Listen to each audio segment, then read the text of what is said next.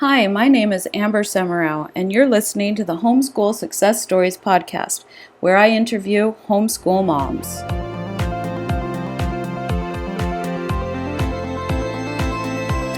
Hi, welcome to the Homeschool Success Stories podcast. This is episode number 3, where I interview Rebecca Loertscher. I hope you enjoy it. Here we go. So let's go ahead and get into it. Just give us a little bit about yourself and your homeschooling journey, how long you've been doing it, why you looked into it, and just kind of start there. Okay. I grew up in several different states, had a wide variety of educational experiences myself, but I loved school so much. In fact, I wanted to be a school teacher. So when I was pregnant with my first, I was in graduate school, and as a part-time job, I started substitute teaching in the local schools. And that's when I started to notice that education from the teacher side, and, with a different view as a soon-to-be parent, I realized how I for the first time, I saw that education wasn't what I thought it was.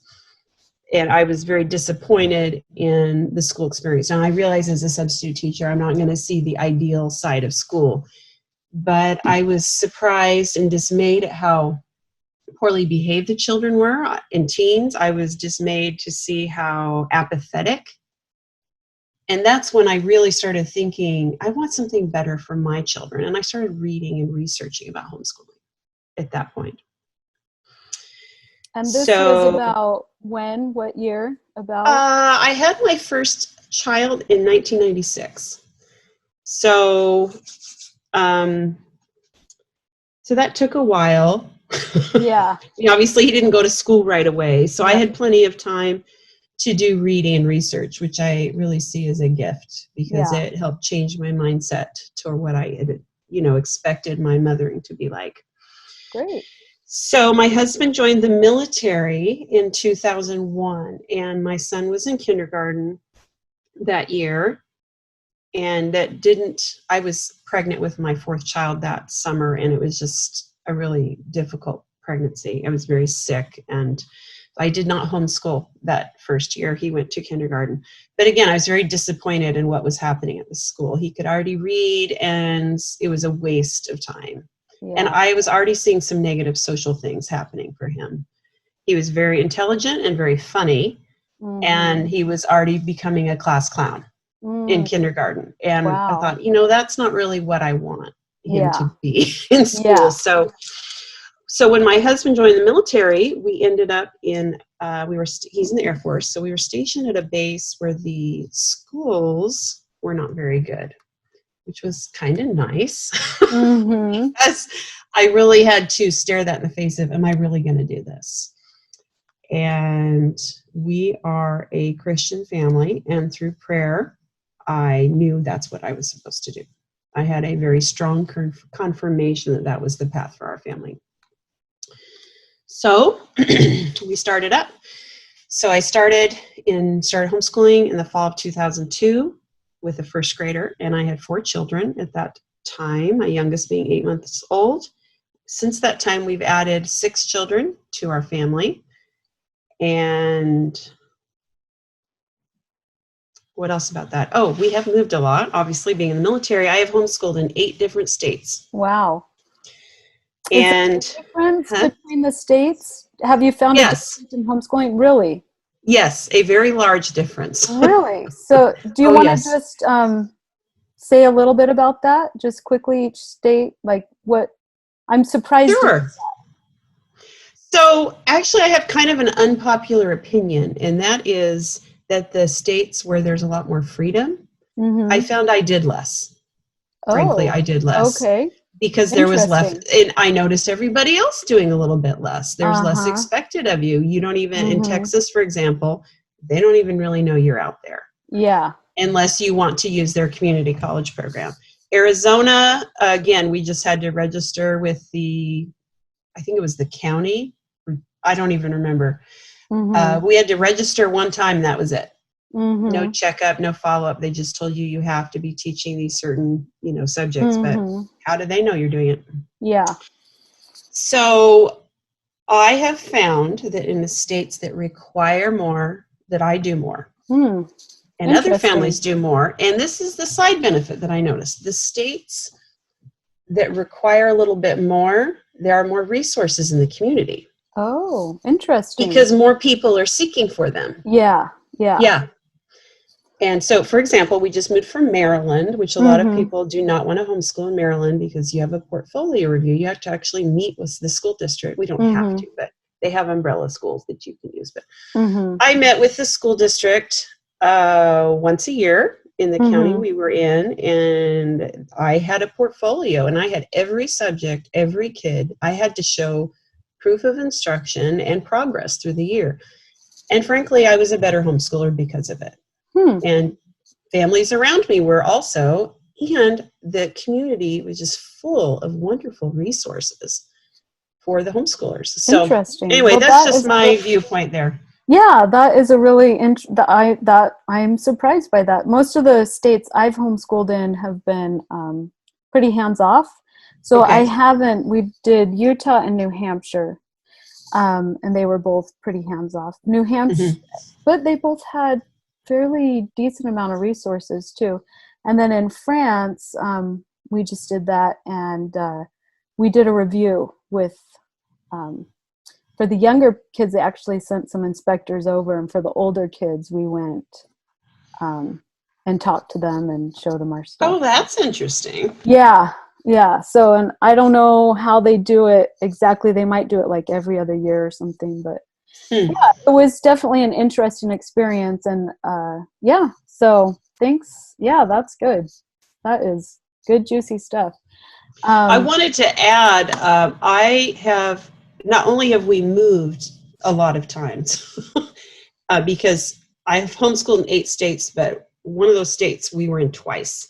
But I've also had to move houses several times amongst all those moves because we either bought a house or my husband was deployed one time, and so I went to stay with his family for a few months. And so we've actually changed houses, as in I cleaned the kitchen, deep cleaned, did the oven yeah, yeah. 11 times Wow. since 2002, and it's been pretty disruptive. Yeah, I found moving to be very disruptive too. Very disruptive. So either But I was either moving or had a new baby every summer for like yeah, 15 years. yeah, yeah. Yeah. So how do you how do you how are your kids able to learn, or what sort of things do you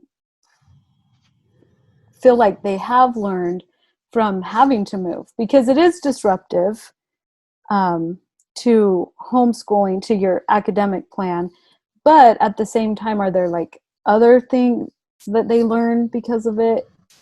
Or uh-oh, looks Oh, like I we, lost you. yeah, okay, looks like you're still frozen. I can't I can't hear anything. Oh, there you are. Okay, there, okay. So yeah, I think we're good now. Okay. So anyway, why don't you tell us a little bit about how you homeschooled during disruptive times like that, or how you Okay. manage that? So we kind of went into plan B or C mode, which the children had to help me. There was no way I could do any of that by myself. So the military did move us most of those times. The last, well, unless we were changing households.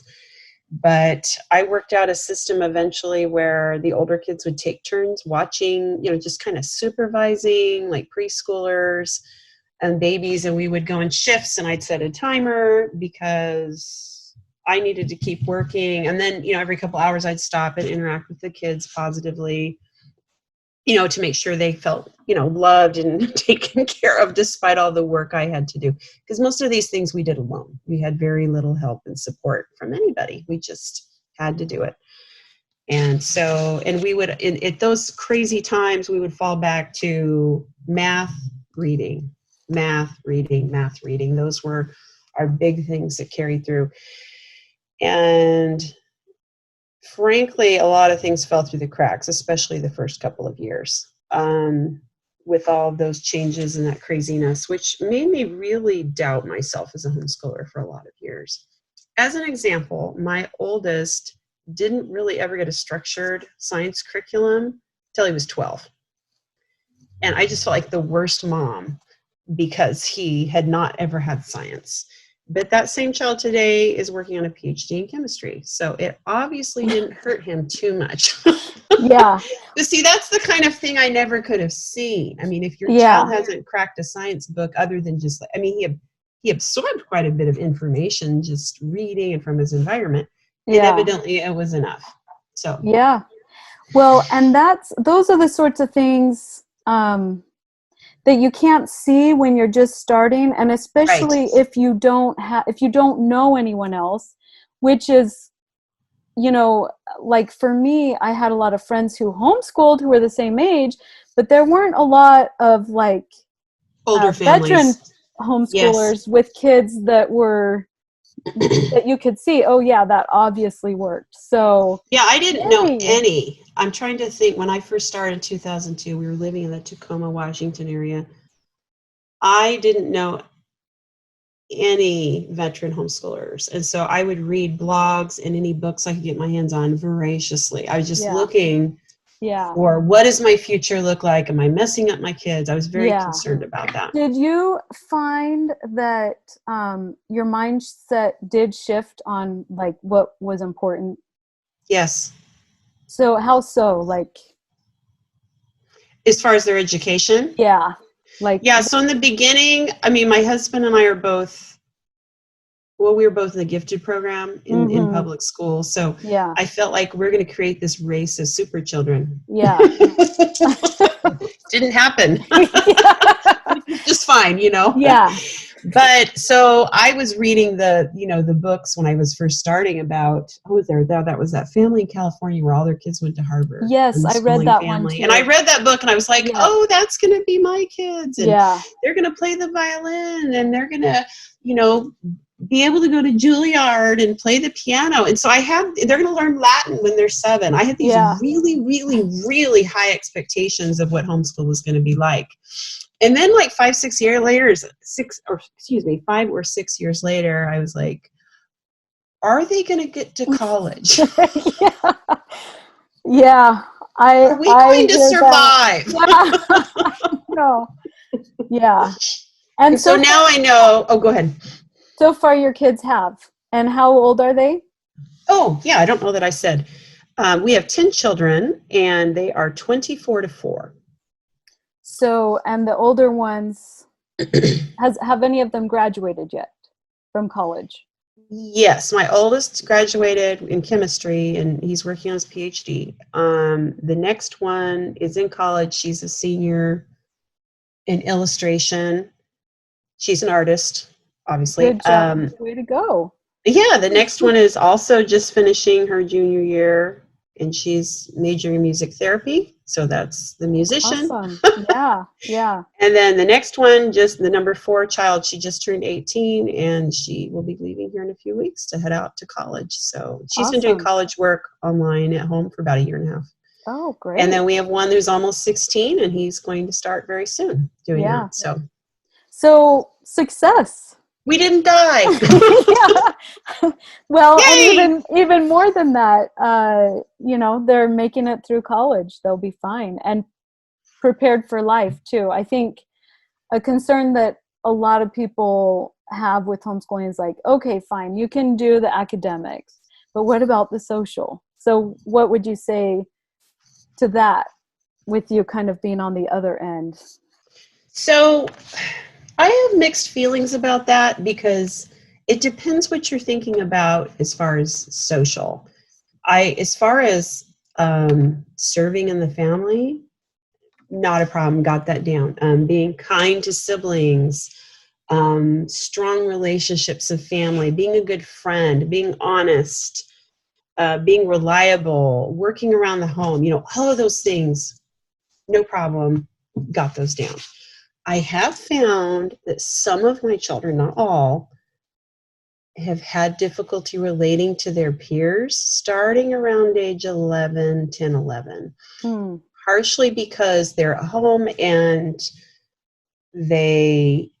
it's not from a lack of social skills on their part. It's a lack from weirdness on the side of the I hate to, and for a lot of years especially because I've got 3 girls in a row, and the older 2 are a little more introverted.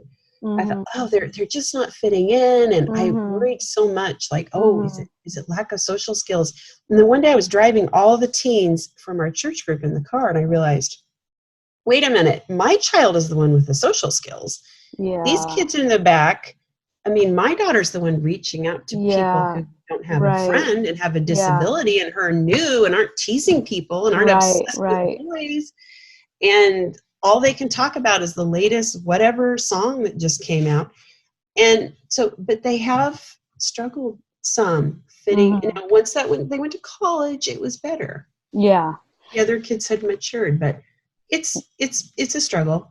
Yeah, I agree with that. I've had that same dynamic experience. Yeah.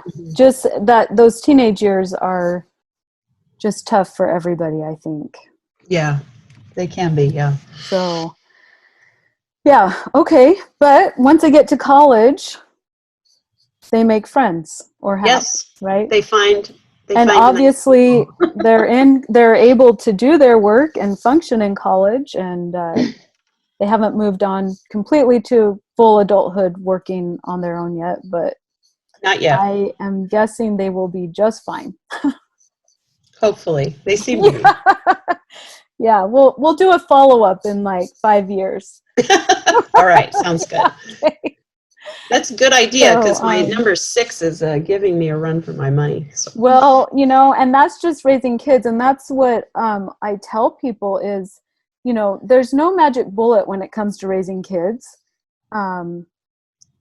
Pick your poison, because if you send them to school, and I've done both, we've done public school and homeschool, you get a different set of problems. Right. And if you keep them home, then you have another set of problems. Yes.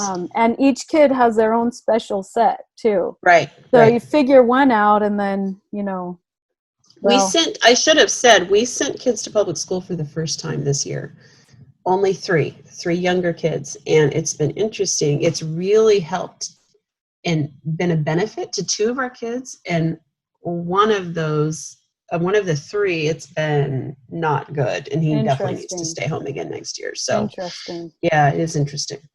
Well, and I did find that it helped my kids because, there isn't a lot of support. And so it seemed to help to go to school, public school, every once in a while, just so they could see, oh, I'm normal. They do the same thing at school that I have to do in homeschool. Yeah. And my kids, well, my girls, some of them, they wanted to keep going to public school. So, okay. And then part-time school seemed to work for them where we were with the things that were available. But obviously when we moved to France, there weren't as many options. Right. And they needed to get ready for American university and not French university. So anyway, but yeah. So let's see. Where are we on here? So is there anything else that you want to talk about this aspect of socialization and public school versus homeschool? Because you're really honest about it, which I think is really good. I actually have a lot to say on that subject. Okay, well, want me to go there? Yeah. Let's. All right. We may as well, since it's fresh and you're dealing with it right now. Okay, here's some of everybody's home again. Yes, it's been nice, and that's been interesting because some of the things that were bothering me about public school have disappeared. Nice. And this is interesting. One of those things is creativity and play. The school day, now my kids were leaving at 8:30 and home at almost 4. So, not every, that's a long time. That's a long day. Come home, they're tired, they're drained emotionally. Yeah. And they they just don't have that energy for creative play. And I don't even know how to word it. But when you go downstairs, this is pretty typical. My kids did this either Friday or Saturday. They went downstairs and they got out all their calico critter toys and they played and played for like 3 hours. And then they decided to form a bank where they all deposited their money and they elected a bank president. And then they decided they needed a club to operate separately from the bank. And they elected a president of the club. That is not the kind of play that can take place during a public school day. There's not time, and they don't have the emotional or mental energy to do it. So it's just one of many examples. And frankly, I think that's the kind of play children need to be engaging in. Yeah. They had so much fun. How old are the three that you're talking about? They are almost 11, almost 9, and 6. They were the ones forming a bank. Yeah, that's definitely something that I learned as I went along, is just how important that free time is for children. Yes. And I think that's one thing that we as a culture have not put enough emphasis on, is like, just kids just need to be kids. They just need time alone. Like they will entertain themselves. Yes, absolutely agree. So yeah, interesting. Yeah, the kids are getting along better too. So that those younger kids that went to public school, I've got a girl, boy, girl, and then there's a boy who doesn't go to school who's 4. Mm-hmm. By the way, my life got a whole lot better when those kids came home. He was following me around all day, driving me nuts. Yeah. Yeah. Mommy, I'm a shark. Mommy, I'm a dinosaur. Okay. Yeah. I have some housework to do. Yeah. But now he has the people who are interested in his pretend play, and they elaborate on it, and they make an alligator house because he's an alligator. And they make YouTube videos, and they feed him alligator snacks, and this goes on for hours, and it's just wonderful. That's awesome. That is fantastic. Yeah, that's great. Yeah. Anyway, they're all getting along better. Now, we were only in public school maybe 5-6 months, but I did notice a negative trend in their relationships, because before they played together so well. Yeah.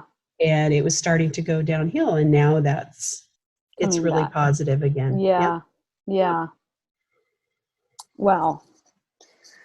Okay. Anything else about public school?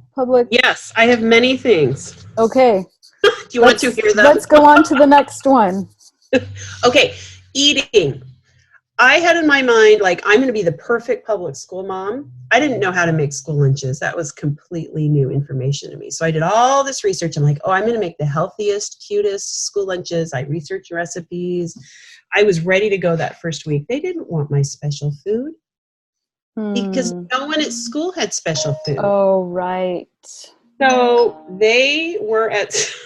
they're like, Mom, everyone at school gets pizza and candy. And I'm like, what is wrong with the parents today? I'm trying to give you carrot sticks and you won't eat them because no one else. My kids aren't necessarily the ones that are like giving into peer pressure. In fact, all their teachers have commented on their leadership skills in the classroom. But they want to be like the other kids. If people around you are eating pizza and candy, they're going to eat your cauliflower. Right. And we're not like ultra healthy family, but we are trying. Yeah. Right. And that was not helping. Right. Yeah. That's true. Yeah. So just controlling, and especially like we're trying to, I don't know if we've been exposed to the coronavirus, but you need to keep your health and your immunity up. Yeah. And if you can't control what your kids are eating, and we were packing lunches every day. They hardly ever had hot lunch.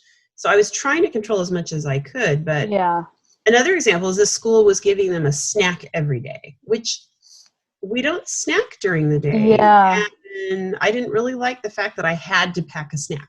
Oh, yeah. So, anyway, that was another thing. They stopped reading. Interesting. They just didn't have time, and they had to read certain books at school. And my daughter went to school, and she was like, well, where's the classic literature? She said that to her teacher. In fact, she wrote an essay on why public schools should read classic literature. I'm sure her teacher loved that essay. Yeah. She's like, where's Anne of Green Gables? Yeah. Where's Little Women? Where are my options? Instead of Yeah. whatever Yeah. Captain Underpants they wanted them to I read. know, that's surprising. Yeah. Like, It was disappointing. yeah. I understand why the libraries have moved that direction at the school, but I want them to read. We only have limited time to fill their Right. mind with positive Right. and virtuous things. So I did Yeah. not like that freedom being taken away from me. And I've Yeah. noticed now that they're back at home for a few weeks. Yeah, they're still doing reading, but they get to pick now Yeah. because we're not, being forced into what the library has. So Yeah. Yeah. so that is improved.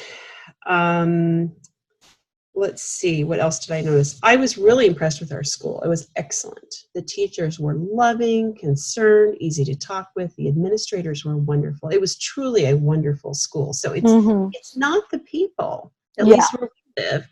It's not the people, it's just the structure. Yeah.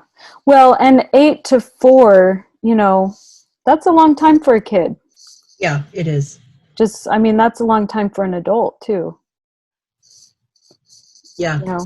I noticed the kids had less time for the things they loved. For example, my kindergartner, she loves to draw. And since she was 4, she's been an hour a day, I kid you not, at the table drawing. She's got, all of her older sisters are artists. I mean, even the ones that aren't majoring in art can still all draw very well. And it's just something that we've, focused on as a family. And so she's an excellent little artist for her age, and she loves it. She stopped drawing. Wow. She's just so tired. Yeah. I guess. I don't know why she stopped drawing. Yeah. But now I'm finding little papers all over the house again. Yeah. Yeah. Pictures on them, and it's so wonderful. I'm so happy. That's awesome. Yeah. That is awesome. Anyway, that's probably. Those are the main. I actually have a ton more, but that's probably enough. That gives the picture. So so you're liking having everybody home again. Absolutely. Yes. It's and wonderful. Really, I guess you just really have to take it year by year. At least I've found that, So do you think you'll homeschool them all again next year, or excited? So here's my problem. A few years ago, I found there are a couple of kinds of kids. Due to all the changes in our family, we've moved to a more like self-education model where they do most of their schoolwork on their own. Mm-hmm. But there's a certain personality of kid for whom that doesn't work very well. Even as a teen, they need a little more structure. Yeah. And I have a few of those. Yeah. 3, actually. Yeah. I think I've got 3 of those too. So I learned the magic after kind of struggling with the first child like that and trying to figure out how to meet her needs. The second child came along, and a friend and I, and a couple of other moms, we got together and we formed an academic co-op. And it was 7 moms, 27 kids, and we all met at my house once a week. And we taught Latin, science, and writing. Science and writing are both classes, even at the teen level, that are difficult to self-educate in. Yeah. You really need a mentor to do those classes well. So that's why we picked those. Mm-hmm. And the Latin got picked because that's what that mom wanted to teach. Yeah. Which was fine. Yeah. It was fine. And so that, I don't know how the other moms felt about it. It was a lot of work, but that was a game changer for us as a family, because I saw the one child I was worried about who needed more structure. She blossomed that year academically. And I realized what had happened is we had taken the benefits of public school and the benefits of homeschool, and we had melded them together. I had control over who was teaching my child and what curriculum they were using and how it was being done. It was only once a week, but she had someone else to report to, and she had other people to do it with. And she did biology that year by Apologia, and they had so much fun doing dissections together and doing their test reviews and just all those things were so fun. They had such a good time. And I had two boys who were middle school age at that time, and I had been struggling to get them to write. Excuse me. When they were in a writing class, all of a sudden papers are coming that are amazing without any fussing on my part, because they enjoyed sharing with their peers so much. And they were 10 and 12. I was amazed at what just meeting with your friends once a week would do. Yeah. So what am I going to do in the future? I don't know. You don't live near that same group, I take it. Exactly. We had to move and move again. I actually moved and set up the same, system in our next place. And did that work out pretty well too? It didn't work quite as well, partially because most of those families moved. And it doesn't work well if you have families with differing academic goal. Yeah. If you have a mom who's like, well, I don't unschooling, they do their home. Yes, exactly. Or my child doesn't do well with textbooks. You're like, well, okay. I guess it will be a social group. Right. Yeah. Right. And so for me, that year was really positive, but I heard some of the other moms say, well, but they had different academic goals for their kids. I shouldn't say academic goal. They had different educational goals. Yeah. Whereas in the co-op we started before, all the moms we had the same kind of educational goals. So. Well, and a lot, I would say, with homeschooling too, really does depend on where you're at and what kind of resources you have available.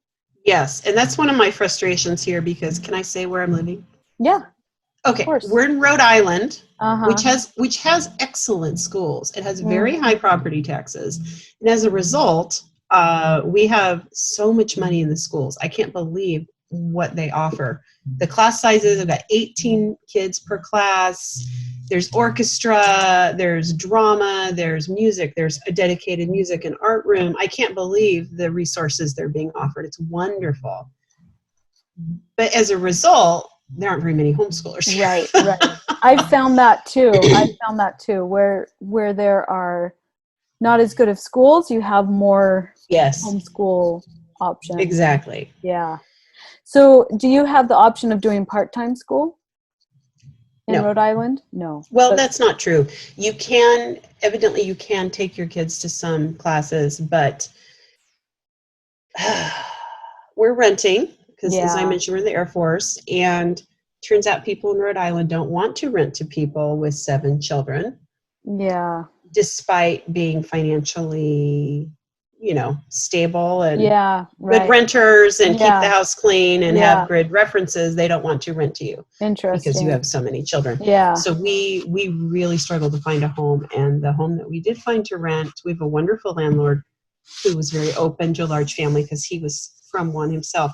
But we are very far away from the schools, unfortunately. So if I had a kid in a middle school or high school class, it would be a 20-minute one-way drive. Oh, yeah. And I just can't do that for multiple children. Yeah. So anyway, that's we're not sure what we're going to do. I love homeschooling. I love what it does for our family. And that's where I want to be. But it's... it seems like every year is different. Yeah. And every kid, I feel like we've had to kind of evaluate each year and then decide, given this and whatever. Well, I wish I lived near you because you sound like you'd help me get my act together. You too. Come to Rhode Island. We might. Unfortunately, the housing is very expensive here. So I really loved New Hampshire. New Hampshire was fantastic for homeschooling. Had a online school that was paid for by the state. Nice. And the kids could take, and they had a teacher that went along with the online class. So it was great. And besides that, they could take whatever class and be on the sports team, whatever, at the local schools. Wow. Yeah. So, and there was the city we were in had a science class once a week that Wow, they that's and the great. teachers. Yeah, it was great. So, but yeah, then we've had like nothing in France. Amber goes rogue. Yeah, yeah. So anyway, but the kids know French, so That's awesome. and yeah, it does kind of you do have And Europe, I mean, how can you compare with right, that? and lots of traveling and stuff. So it's hard to, and that's why I was asking with the disruptions with moving and stuff, Mm. how you manage that. And I like what you said, math and reading, because that's what one of my mentors, she had 13 kids, 8 were her own, and then she adopted 7. Wow. But anyway, a friend of mine and I went and talked to her, and that's what she said. When you're going through all this stuff, do math. Well, she said math and piano, but obviously reading, because the stuff that needs to be done every day, it's a skill that needs to be built. I was going to say piano too, and then I realized, well, when you're in a hotel, it's hard to do that piano. But that is something that I still required of them every day to keep practicing. Yeah, moving to France really interrupted piano Oh, I'm sorry. for us, but it's okay. They're doing it fine now. The second and third one, anyway, probably won't be great pianists. But my oldest is a music major, That's and great. the fourth, fifth, and sixth and seventh, they'll all be able to play. Mm-hmm. So but I mean, everybody gets different things, and Yeah. what I learned too is in those disruptive times, like that's life. Like we don't always get to do our plan. We Nope. make plans, and it's good to have plans, but we also need to be adaptable. I would say we And usually don't get to do our plans. At yeah, least that's how I feel it goes. yeah, yeah. And I think that learning that adaptability and being able to kind of go with the flow a little bit is a valuable skill that I think sometimes we as moms don't recognize. Mm-hmm. Like they are learning stuff. So, okay, so I'm going to go through my questions here. It looks like we've covered most of them. I have, what approaches did you use? What I curriculum lean or philosophy? traditional. I started traditional. I really drawn to classical. I love Charlotte Mason. I've used a lot of Sunlight. I own most of the Sunlight cores.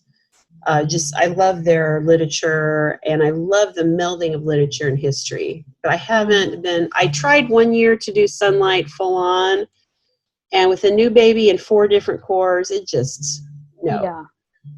And then you said you've kind of turned to kind of more self-education. Yes, And yeah, out of how pure did that, necessity. yeah. And how have your kids done with that? Like, Most of them have done well. mhm, Do have these couple of children who need more direction. yeah. We're learning that there may be some ADHD there that Mm, we did not suspect at all was an mhm, issue with the older one that had a problem, mhm.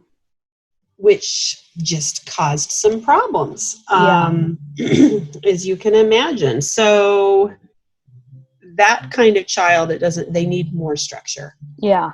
So that's what how those co-ops have come into play to help us Yeah. with those. Yeah.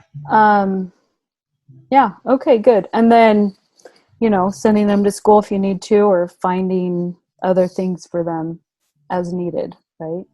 Yep. Okay, so what recommendations do you have for people considering homeschooling, thinking about it? Okay. By the way, I don't know if you can hear that music. My husband's in charge downstairs, and he's leading them in a song. It's just more authentic that way. Right, it is. What recommendations do I have? It's possible to be too busy as a homeschooler and Mm, sign up for all the things. Well, guess what? If you're not home, you can't eat or eat well, and you can't keep the house up. You have to be home some of the time, especially in the morning. I have done things in the morning for like the most awesome activities, but I prefer always not to do things in the morning. So really protect regular blocks of time for the kids to be doing education, because if you're constantly interrupting them to take them to drag them all over the place to different activities, they're going to have trouble getting their schoolwork done. Yeah. Other recommendation, keep as tight a lid on electronic time as possible, because it gets out of control and it's an addiction and it's a negative use of time. However, I have found for my boys in particular that allowing some is an important pathway to them finding friends and building peer relationships in their teen years. Yeah. Also have kind of lightened up a little bit that way. My fifth child has started making videos, and he's really good at it.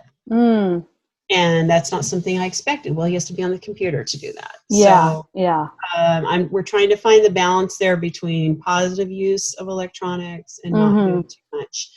One thing that I have done is I realized that draw for video games was really, really strong for my boys. And they couldn't really, other boys that we met who went to public school could not relate to them at all without some interaction with that. So, so I thought about it, I thought, what do I want them to do and what do they want to do? And how can these things intersect? Yeah. So what we came up with is, if they practice piano 5 times during the week, then they earn an electronic term on the week. And I let them play a little longer, like an hour and a half, so they can like actually progress on their levels. Yeah. And that has worked out pretty well. And we have some really good pianists. Yeah, great. So an hour and a half is long enough for them to feel like they well, they know if they complain, I'm going to shut it down. Like that. So they don't complain. Also, one thing my husband and I do that I think has been a good idea is every 3 months or so, we date weekly, but every 3 months or so, we review each kid in, I think, 4 different areas: spiritually, physically, emotionally, and like intellectually. And when we do that, we identify needs or problems that are coming up. And by talking through it with him, like, oh, I need to make the dental appointments, or so-and-so hasn't had needs this. And so that's helped keep us on course toward the best development for our kids. Okay, that's a good tip. Yeah. I learned it from the heirs, so it's not really my idea. Oh, well, you did it your way, so. Yeah, I did. I did do it my way. That's true. Okay, that's good. Any other recommendations? Well, we already talked before about the importance of the basics of reading, and more reading. And let me just say something about that really quick. Audiobooks are probably the most important tool that we've used in our homeschool. Oh, interesting. All the audiobooks. When they were younger, it kept them from fighting in the suburban. Yeah. I'd pop in a tape and they would suddenly be listening instead of picking their neighbor. And then later they would listen to classic literature while they played Legos. And so they were getting 2 different things. I have done a pretty bad job teaching my children writing. Okay. I've tried to do a better job now, but the first 2 years I did not do a very good job. I've actually taught writing. What do you use for writing? What's your favorite writing curriculum? Oh, I like IEW, but I find it a little bit limiting. I really, really like The Well-Trained Mind. She came out, what is that called? Oh yeah, I know what you're talking about. Her middle school course is actually high school appropriate, and it's wonderful. But it's really good in a co-op situation. You do have to meet with them weekly, but I saw big improvements when we did that course. Yeah, but here's what I wanted to, oh, sorry, go ahead. I'm just going to put in that Susan Weisbauer for anybody who's listening. Yes, thank you.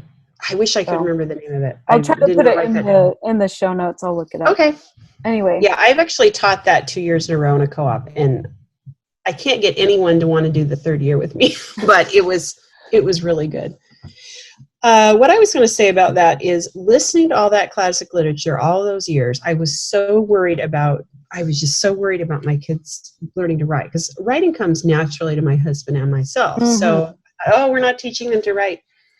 The year that my girls were 15 and 13, we sat down to write as a family. We play this game called the writing game, where we write for a minute and a half, then we pass it around. It's so much fun.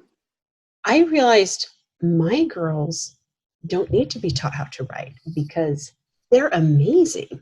And I realized what had happened is just the digestion that all the wonderful literature had been pouring into their minds over the years. They knew how to write. They knew how to write. And so Interesting. I think, and I will just say my 4 children who've taken the ACT, they all 4 of them did very well on the English and the reading sections. None of them got a 36, but I think they got either 34 or 35. Wow. So they did very well, all of them. And I think it's just from all that wonderful literature they were exposed to over the years. So well, that's a kind huge of Charlotte Mason's philosophy is just good literature, living books all the time. And and audiobooks is the easiest way to, get it in there. And it's not expensive. So excellent. I love that. Okay. I think. Where are we at on these questions? Well, we've kind of done a lot of them. Yes, we have. Throughout. I think the biggest thing would be, I think you've talked about the best thing about homeschooling. Well, lots of good things about homeschooling. What's the best thing? I think the best thing about homeschooling is the freedom that you have. The children have more agency. They can learn what they want to learn. They can really dive into the subjects that they love. And they learn at their own pace. I have 2 daughters who may have dyslexia. Neither one of them learned really to read till they were 8 or 9. But they're both wonderful readers today. And if they had been in school, the frustration and the feelings of stupidity they would have had to endure, it's just so sad to think about it. And all their other siblings learned to read at ages 4 or 5. So it wasn't from a lack of exposure or teaching. It was just how they were, how their brains are put together. And then for the teens, I have noticed each one of my children around age 15, 16 for one, they find what they're good at and they start just doing it all the time and researching it and becoming very, very good at it. Just That's awesome. In all the energy and time and hours and just really becoming good at what they're meant to do. And that's been such a neat process. I've been so surprised by each one of my children. Wow. I'm like, oh, that's what you're going to do. All right. Didn't expect that. Wow. But they have the time to do it. Yeah. For example, my daughter, who's the artist, she spent hours, perfecting and on YouTube, and her professors have told her, you're already, at the level of an animator. Graduated as a student because she had put in all that time and energy that other kids just don't have the time to have. To dedicate to it. Anyway, I love that freedom. That's what I would say. So what is a must do for your homeschool? Like, what is the must do thing? The must do thing? I can guess. So must do for mom or must do for kids? For your homeschool program, for the kids. And for you too. That's a good point. That's something that I didn't think about talking about. But as a homeschool mom, there are some must-dos that you have to do for yourself to keep going, right? Yes, that's true. But let's talk about, I think the most important thing that a mom needs to do, a family, is they have to get obedience down. And I'm not talking about, yes, ma'am, the kid jumps up, and you say jump and they say how high. I don't mean that. I mean a loving interaction between the parents, a positive relationship. If their discipline isn't there, they're not going to do anything you tell them to do, whether it's take out the trash, or it's your turn to make dinner, or it's time to get your science done. And you have to start there. You have to start there. That's really the underpinning for everything. And until that's in place, you can't really successfully homeschool, I don't think. Okay, great. Great answer. Other than that, just the things we've talked about, the reading, the math, the letting them explore their interests. But that's interesting that you would say that. And I have to agree with you for the most part. I thought you were going to say reading, but you're right. Without the character, the other doesn't really matter. Nope, because they won't do it. Right. And a lot of parents are like, oh, my child won't do this and they won't do that. I mean, it could be developmental. It could be they have a learning disability, or it could be they're just kind of a pill. I hate to say it, but there are plenty of those kinds that we get. And I'm speaking from a mom that, like, I hated kids. I did not hate kids. I did not enjoy babysitting. I thought Barbie dolls were stupid. I was not your typical, I can't wait to have kids kind of mom. Yeah. And so, for example, I'm pregnant with my first, and I'm reading that, like, what to expect when you're expecting book. And I'm like, kids get up in the night to eat? I had no idea. That's how stupid I was about children. I had no idea. So everything, all the kid stuff that came at me, I'm like, what do I do with these children? And honestly, the first year or two we homeschooled, it was rough because my oldest was disobedient, and I would send him to do his math, and he would take his plastic hangers from his bedroom and he'd shoot his colored pencils at his baby sister as she crawled around on the floor. And we had to revamp our family discipline. And fortunately, we did that at the beginning. But so that's just something to think about. I mean, if you're pulling a teen who's frustrated out of 8th grade, and you want to homeschool them to start with,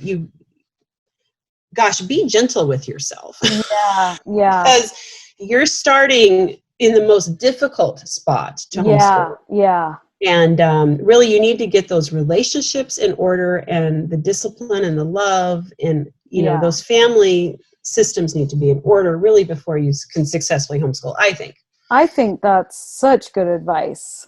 That is just so good. That is gold, because I think people do think, oh, well, I'll just homeschool and then it's hard, and then they just go back. And homeschooling is hard. It is incredibly rewarding, though. Yeah. It's going to be 5 times harder if you're dealing with constant discipline issues. Yeah, I agree with that. Like, you've got to have that, the character, like, matters more to me than anything else, because we can raise kids who are smart and can do stuff, but if they're mean or they can't get along or they're not disciplined, then it doesn't matter how smart they are. That's right. So that is gold. I love that. So what has been the hardest part for you? Hardest part, learning how to balance regular mothering and household duties with what I felt like I was supposed to be doing with homeschool. And that's kind of why I moved to a lot of self-education, because after a while I just thought, we just keep having these things. Like, let's see, the fall we got hair lice. And I have 3, we stayed in a hotel. I'm pretty sure that's where we got it. And I ended with 3 teenage girls with hair past the middle of their back with hair lice. That was like parenting hell. It was. I cannot imagine. And not a lot of homeschooling was happening. But for weeks. Oh my goodness. You know what? That just comes along with parenting and mothering. It just happens. And so learning to balance those things, I do feel like we're at a happy balance where we are. So that's good. Hardest part also, a lot of angst I had in the beginning years about whether I was doing enough. And then finally, once my oldest, like, I was probably 8 or 9 years in, I was like, I am doing enough. I'm fine. I'm doing kids are awesome good. Kids. Yeah. So I wish I could have spared myself all the stress and worry. That would have been wonderful. I wish I've had more faith in my original, impression. Interesting. Yeah. I do feel like my kids have not gotten quite enough one-on-one teaching time with me, but you know what? I just couldn't offer it, and they're okay. Yeah. I think a lot of parents, whether they homeschool or not, I mean, that's a struggle you have if you are in public school. So I do regret that. I have made a few mistakes. Do you want to hear those? Sure. Yeah. You want to? I have not taken as good of care of my health as I should have. Mm. I had tried to do some over the years. I tried to exercise regularly, but it Mm-hmm. didn't always happen. I wish I would have tried a little harder to make that a priority. Mm. I often took on too much. For example, I know doing two co-ops in a week is too much. I know this. I know Yeah. this because I lived it. I thought it will be fine. It was not fine. And then there I was 2 years later doing it again. Yeah. And I really burned myself out. And I actually got an influenza last spring, and I got sicker than anyone else in the family. And I dealt with the repercussions of that for weeks. And I realized, looking back, It's not worth it. I just wore myself down emotionally, physically, mentally. Yeah. I wish I had not tried to make. I felt like homeschool had to be perfect. Mm-hmm. So I was vacillating between perfect, my kids are going to Harvard, and doing nothing. Mm-hmm. And I wish I'd realized the importance of just small, daily, consistent efforts. That's all that's needed. And now I see that's what the public school's doing. Like, it's, they're just writing a little bit every day and doing math and doing a little this. Yeah. And it adds up over time. And I wish I had been more patient, more gentle with myself and my expectations, and just say, hey, a little bit every day is sufficient. Well, and this is why I want to do this, because looking back is 2020, right? Right. So it's like, if you could talk to yourself now, like, look, it turned out. Then at the same time, like, it does take a lot of effort, and you did put the effort in. So yeah, but I like that. We just need to be gentle with ourselves and like have faith. And with the kids. Yep. Yeah, like, it's gonna be okay. It is. And because we get kids with different personalities too, and you wonder, you hope they'll be okay, but you're not gonna really know for sure till later. So right. Yep. Yeah. Okay. So anything else? I have one more mistake. Okay. One more mistake. I did learn pretty quickly that I needed to have their help to keep the house up. And I really, especially having a large family, I really worried about overburdening them. I did not want to be, because I've heard a lot of children from big families are like, oh, I had to do everything, and I did all the babysitting, and I didn't want to create children who didn't want to have children. Yeah. I wanted them to see my joy as a mother. I wanted them to be excited and thrilled to create their own families. And yeah, of course there's work involved and it's good for them, but I didn't want them to feel resentful in as much as I can control that. Yeah. So interestingly, after I had my 7th, we got pretty overwhelmed. My oldest was 13 at that time. And I offloaded all the laundry to the kids, and a lot of household chores got moved to them, and that was honestly the best thing. And what I found, someone's trying to come in. What I found and then when I had my 8th, my husband deployed shortly after, and so I had 8 children, 15 and under, and no help, and I was so worried about my older kids, like, having to help me too much, but I was desperate. I had no options. And you know what? That was the best thing that happened to them. Interesting. They stepped up. They learned how to cook. They did meals. And so I still feel like it's a balance. Yeah. That you have to be careful of it. But if everyone's pitching in and they see you pitching in too. It doesn't take that long when everyone helps. It doesn't. Yeah. Which is, like, really surprising. But it really, And maybe that's why they felt resentful, is that, like, the families are like always babysitting, so mom doesn't have to take kids to the store, or maybe she doesn't compensate them. I always pay my kids for babysitting, and because I recognize their time is valuable, and they didn't have these kids. It's not their fault that they ended up in a big family. Yeah. So I try to be careful of that, but I've realized even lately I'm doing too much, and I actually just a couple weeks ago, I took all the meal making, because I realized in looking at my chore list, making the meals for big family takes more time than anything else, like 3 times as much time. Yeah. And I gave all the meals to everybody else and clean up for 2 of them. And you know what? I have so much free time. I'm like, what I guess it's time to declutter the house. It's, You're you like, know what? wow. They're learning. They Yeah. need to be doing these things. So Yeah. anyway, that is one of my mistakes, is I feel like I should have offloaded more housework sooner, and it would be to their benefit if done Yeah. carefully. Anyway. Yeah, but you're right. It is a balance, and I think everybody's going to have to find that balance Yeah. for themselves, and that's a tough one to find for sure. Yeah, because I listed out like what I needed to do every day to keep the house up, and I'm like, Yeah. there's not enough hours. Nope, there is not. So Not if you're the only one doing it. right. So yeah. So yep. Chore charts are our friends, and it is good for the kids. But yeah, I'm like you. I was really cognizant about. I don't think I had my older kids ever change diapers. Like they didn't. I didn't either. I didn't Yeah. either. I felt like that was my job, unless I Yeah. was, they were babysitting. Yeah. Yeah. So yeah. Okay. We talked about. Okay, what have you done well? Oh, let's see. What have I done well? Well, I think we've mostly talked about this. Yeah. So I would say audiobooks, consistency with math, Okay. habit of obedience, Mm-hmm. and I feel like just being very cognizant that there is some social needed. I know that the whole push, are they socialized? That's crazy and stupid and blown out of proportion. But some socialization is needed. And some homeschoolers go around and they're like, oh, my kid doesn't need to be socialized because I read it online. There is a need, some kids more than others. Yeah.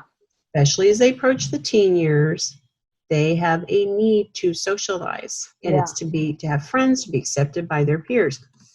I have gone through tremendous efforts. I guess that is something I've done well, to create social experiences for my kids. I have taught in my home. I've just put it out there saying, I'm teaching a free art class once a week for the next 6 weeks.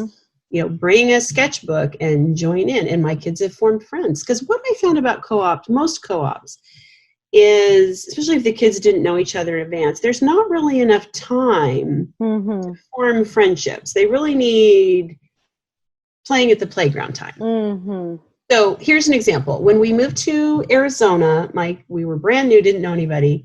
I had 3 teen girls, 12, 14, and 16. I started a high school literature group.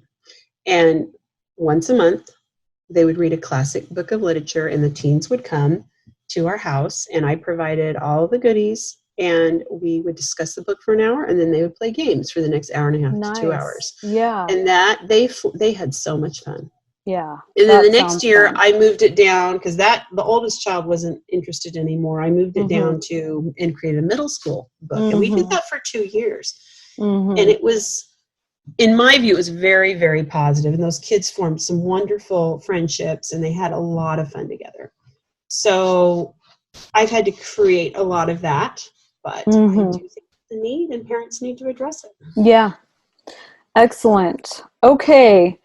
I think we have covered most of it. Is there anything else that you want to add?